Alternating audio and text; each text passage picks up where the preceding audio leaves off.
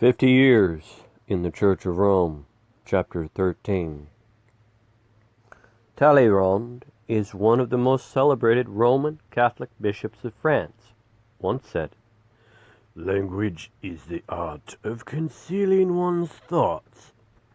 Never was there a truer expression, if it had a reference to the awful deceptions practiced by the Church of Rome under the pompous name of theological studies.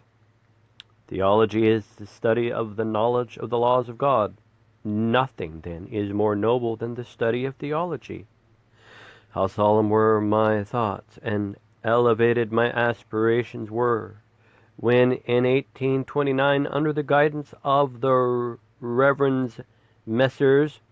Rimbault and Leperon, I commenced my theological course of study at Nicolet, which I was to end in 1833.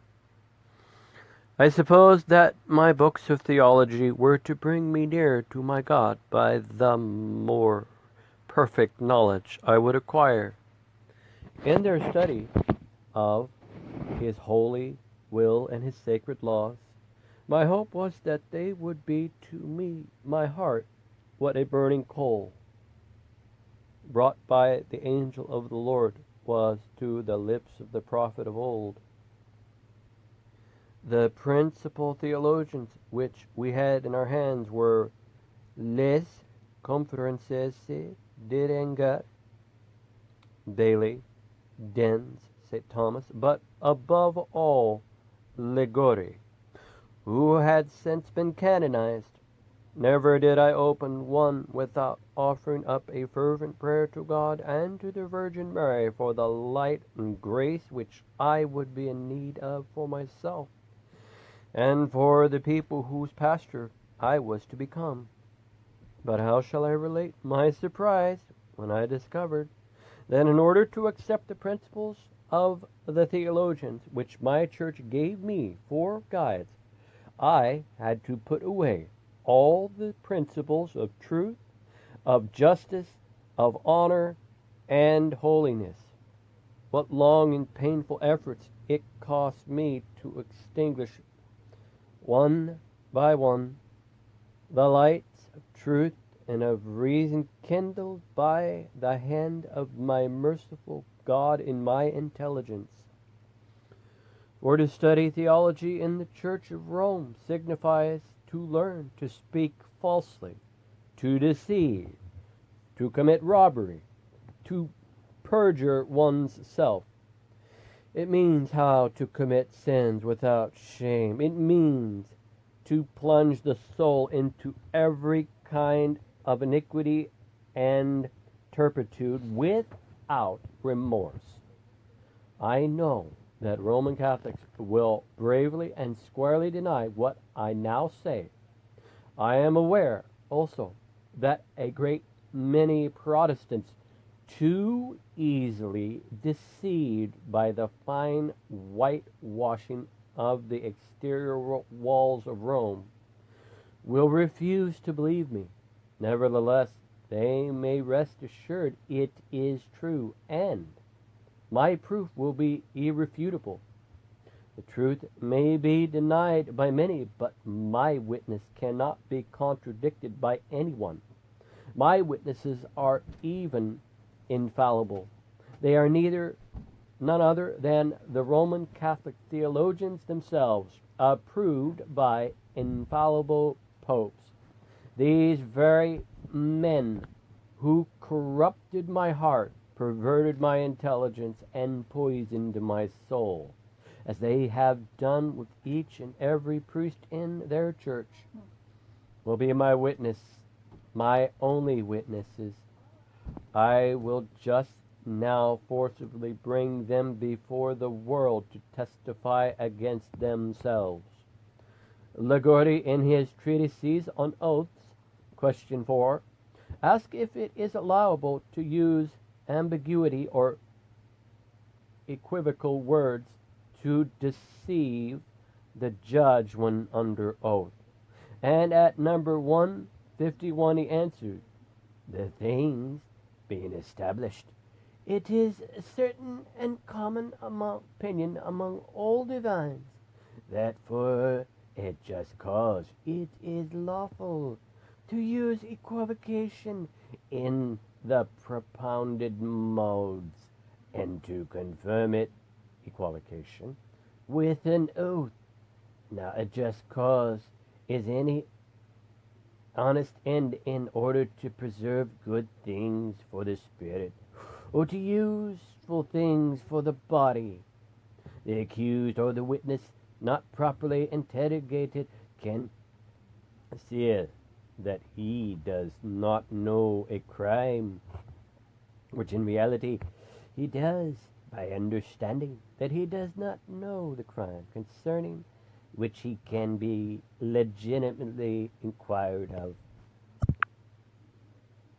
or that he does not know it so as to give evidence concerning it. When the crime is very secret and unknown to all, the Gordy says the culprit or the witness must deny it under oath. The same is true if a witness or another ground is not bound to depose. For instance, if the crime appears to himself to be free of blame, or if he knew a crime which he is bound to keep secret when no scandal may have gone abroad. There are several parentheses behind this statement. Make an exception in a trial where the crime is altogether concealed, for then he can, yea, the witness is bound to say that the accused did not commit the crime, and the same course the accused can adopt if the proof can be not complete. But then the judge does not legitimately interrogate. There are 4 parentheses behind this. Lagori asked himself whether the accused legitimately interrogated can deny a crime, even with an oath, if the confession of the crime would be attended with great disadvantage. The saint replies, Ebal denies that he can, and indeed more probably because the accused is then bound for the general good to undergo loss, but sufficiently probable, Lugo, with many others, say that the accused, if in danger of death or prison or of perpetual exile, the loss of property, the danger of the galleys, and such like, can deny the crime even with an oath, at least without great sin, by understanding that he did not commit it, so that he is bound to confess it. Only let there be hope of avoiding the punishment. He who hath sworn that he would keep a secret does not sin against the oath by revealing that secret which he cannot conceal it without great loss to himself or to another, because the promise of secrecy does not appear to bind unless under this condition: if it does not injure me. He who hath sworn to a judge that he would speak what he knew is not bound to reveal concealed things. The reason is manifest. There are 2 parentheses behind this. Lagori says whether a woman accused of a crime of adultery which she has really committed may deny it under oath. He answers, she is able to assert equivocally that she did not break the bonds of matrimony which truly remains, and if sacramentally she confessed adultery, she can answer, I am innocent of this crime, because by confession it was taken away. So God, who, however, here remarks that she cannot affirm it with an oath, because in asserting anything, the probability of the deed suffices. But in swearing, certainty is required. To this it is replied that in swearing moral certainty suffices, as we said above, which moral certainty of the remission of sin can indeed be had when any morally well disposed receives the sacrament of penance.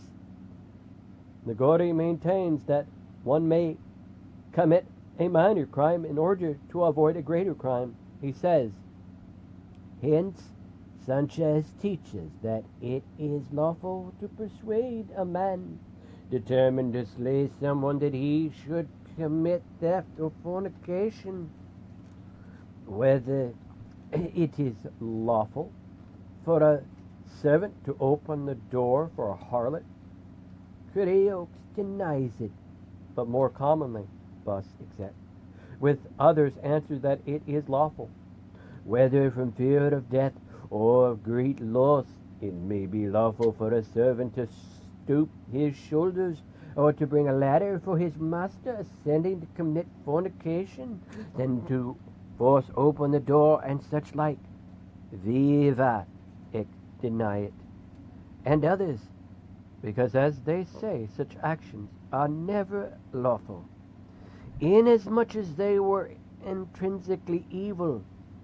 But Busum speaks the contrary, whose opinion, approved of by wisdom, appears to be more profitable. But the Salmantenses say that a servant can, according to his own judgment, compensate himself for his labor, if he without a doubt judge that he was deserving of a larger stipend, which indeed appears sufficiently probable to me, and to other more modern learned men. If the servant or any other hired person be prudent and capable of forming a correct judgment, and be certain of it concerning the justice of compensation, all danger of mistake being removed. There are 3 parentheses behind this statement. A poor man absconding with the goods for his support can answer the judge that he has nothing. In like manner, an heir who has concealed his goods without an inventory, if he is not bound to settle with his creditors, from them can say to a judge that he has not concealed anything in his own mind, meaning those goods with which he is bound to satisfy his creditors. Ligurdi in Debuum the second considers what may be the quantity of stolen property necessary to constitute mortal sin. He says, there are various opinions concerning this matter. Never too scrupulously has fixed the half of regalum. Others, with too great laxity, have fixed 10 arrows. Toll. Moderately have fixed 2 regalas, although less might suffice.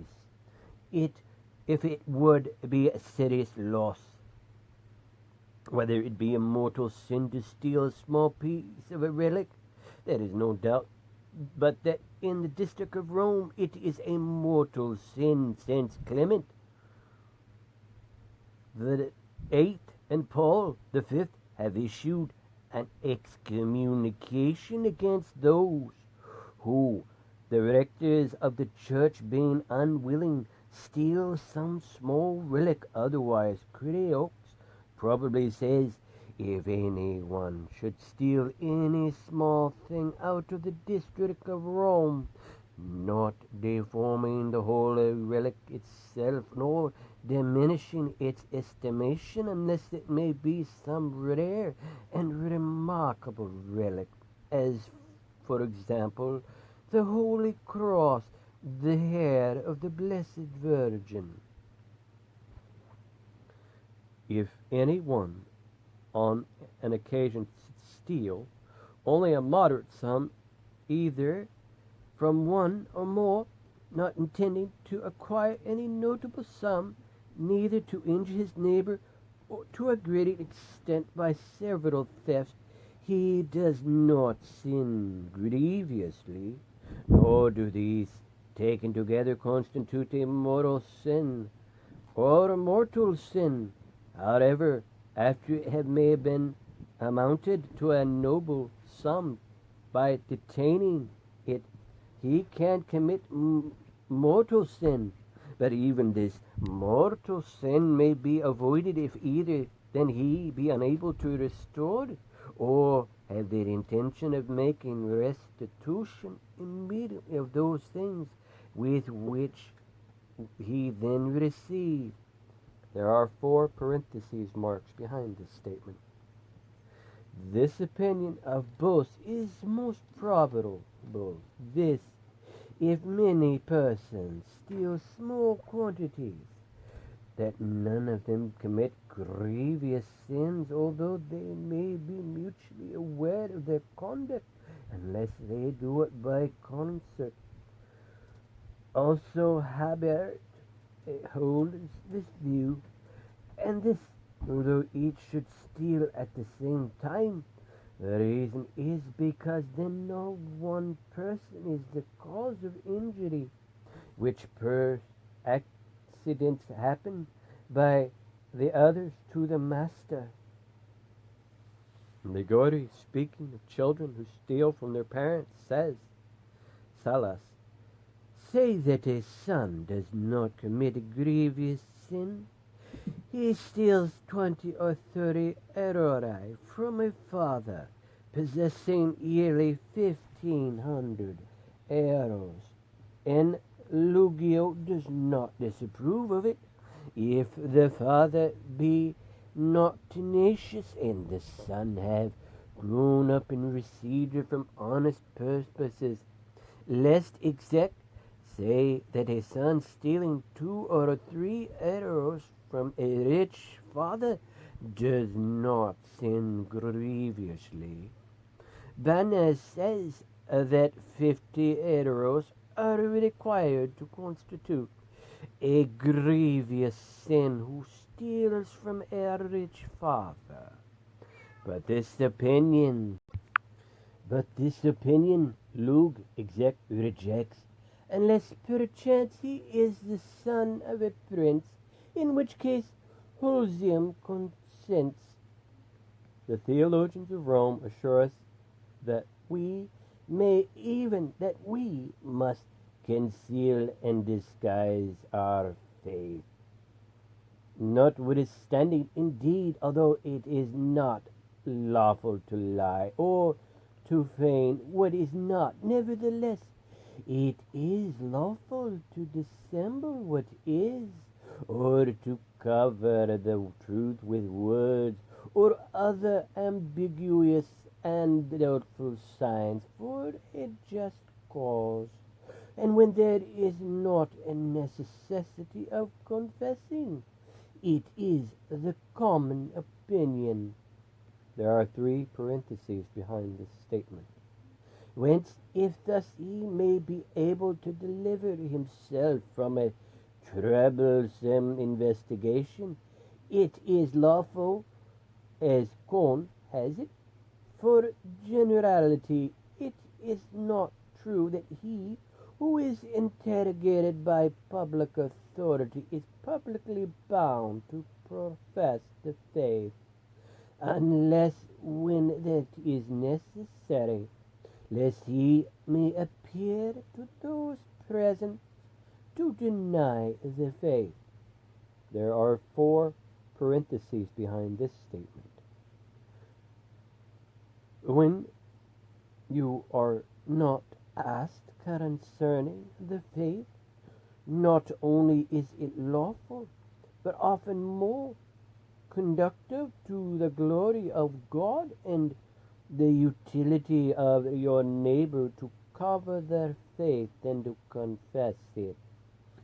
For example, if concealed among heretics, you may accomplish a greater amount of good, or if from the confession of faith more evil would follow. For the example, great trouble, death, the hostility of a tyrant, the peril of defection if you should be tortured, whence it is often rash to offer oneself willingly.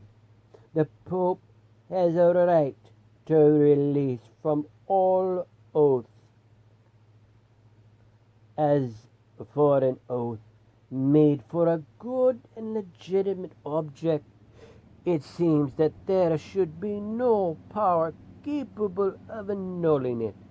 However, when it is for the good of the public, a matter which comes under the immediate jurisdiction of the Pope, who has the supreme power over the Church, the Pope has full power to release from the oath. St. Thomas, Quest 89, Art 9, Volume 4. The Roman Catholics have not only the right, but it is their duty to kill heretics. There is a phrase here in Latin: excommunicatis privatur omni civilae cormitanorum fidelium itae ispae non possit cum aliis esse non sit tolerantis etiam alias cum ipso non positium comere cerae et quo in cabassus hoc verus comprehendis os ora comino missia negarator.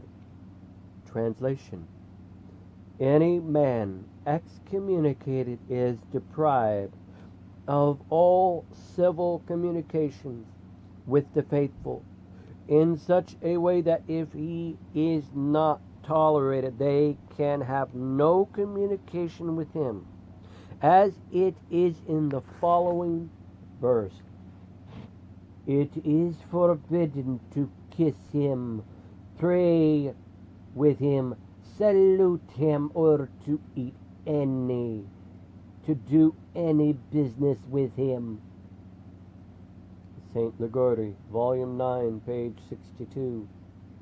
There is more Latin. I will read the English translation. The heretics must not be tolerated because they deserve it. We must bear with them till by a second admonition they be brought back to the faith of the Church. But those who after a second admonition remain obstinate in their errors must not only be excommunicated, but they must be delivered to the secular powers to be exterminated. There is a second paragraph of Latin. I will read the English translation.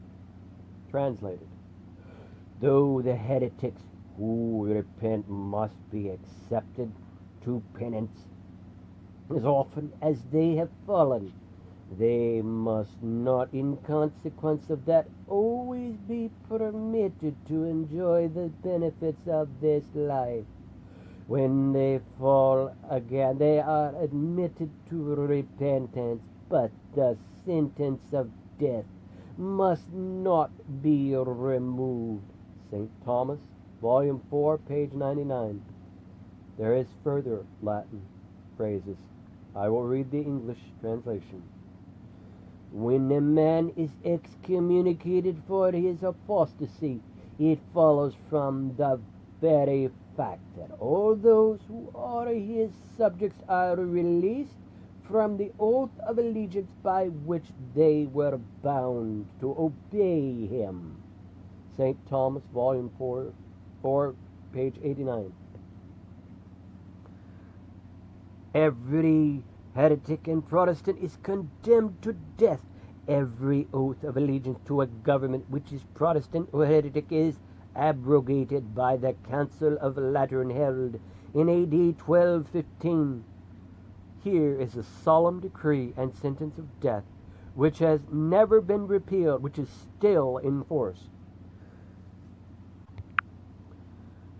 We excommunicate and anathemize every heresy that it exalts itself against the holy Orthodox Catholic faith, condemning all heretics by whatever name they be known. For though their faces differ, they are tied together by their tails.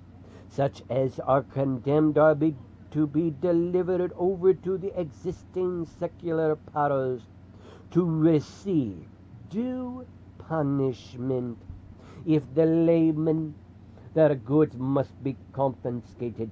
If the priest, they shall be first degraded from their respectful orders, and their property applied to the use of the church in which they have officiated.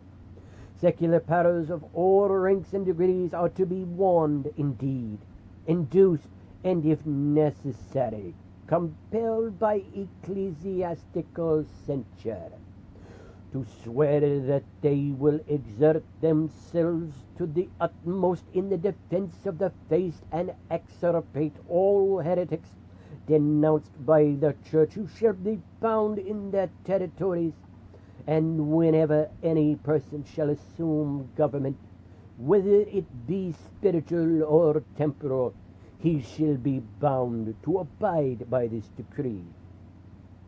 If any temporal lord, after being admonished and required by the church, shall neglect to clear his territory of heretical depravity, the metropolitan and the bishops of the province shall unite in excommunicating him. Should he remain contumacious for a whole year, the fact shall be signified to the Supreme Pontiff, who would declare his vassals released from their allegiance from that time, and will bestow their territory on Catholics to be occupied by them, on the condition of exterminating the heretics and preserving the said territory in the faith.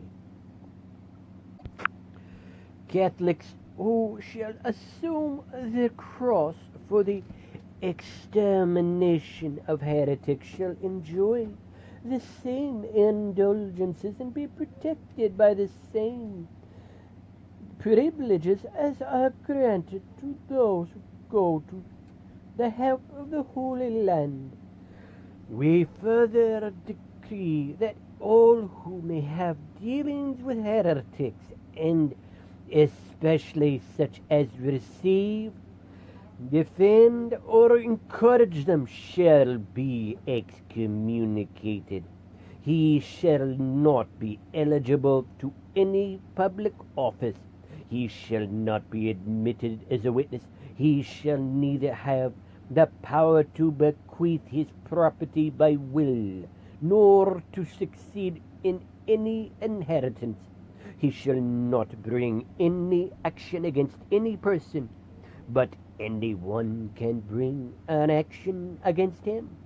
Should he be a judge, his decision shall have no force, nor shall any case be brought before him. Should he be an advocate, he shall not be allowed to plead. Should he be a lawyer, no instruments made by him shall be held valid, but shall be condemned with their author. But why let my memory and my thoughts linger any longer in these frightful paths, where murderers, liars, perjurers, and thieves are assured by the theologians of the Church of Rome that they can lie, steal, murder, and perjure themselves as much as they like without offending God, provided they commit those crimes according to certain rules approved by the Pope for the good of the church. I should have to write several large volumes were I to quote all the Roman Catholic doctors and theologians who approve of lying, of perjury, of adultery, theft, and murder, for the greatest glory of God and for the good of the Roman Church. But I have quoted enough for those who have eyes to see and ears to hear. With such principles, is it a wonder that all of the Roman Catholic nations, without a single exception, have declined so rapidly? The greatest legislator of the world, the only Savior of the nations, has said, "Man shall not live by bread alone, but by every word that proceedeth out of the mouth of God." A nation can be great and strong only according to the truths which form the basis of her faith and life. Truth is the only bread which God gives to the nations that they may prosper and live. Deceitfulness, duplicity, perjury, adultery, theft, murder are deadly poisons which kill the nations. Then the more priests of Rome, with their theology, are venerated and believed by the people, the sooner the people will decay and fall. The more priests and the more crimes. A profound thinker has said, "For then the more hands will be at work to pull down the only sure foundations of society."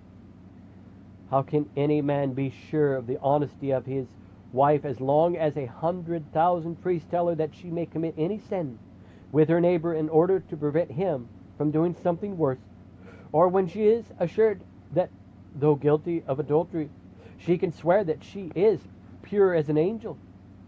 What will it avail to teach the best principles of honor, decency, and holiness to a young girl when she is bound to go many times a year to a bachelor priest who is bound in conscience to give her the most infamous lessons of depravity under the pretext of helping her to confess all her sins?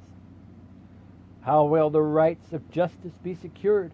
And how can the judges and the juries protect the innocent and punish the guilty, so long as the witnesses are told by 100,000 priests that they can conceal the truth, give equivocal answers, and even perjure themselves under 1,000 pretexts? What government, either monarchical or republican, can be sure of a least of existence?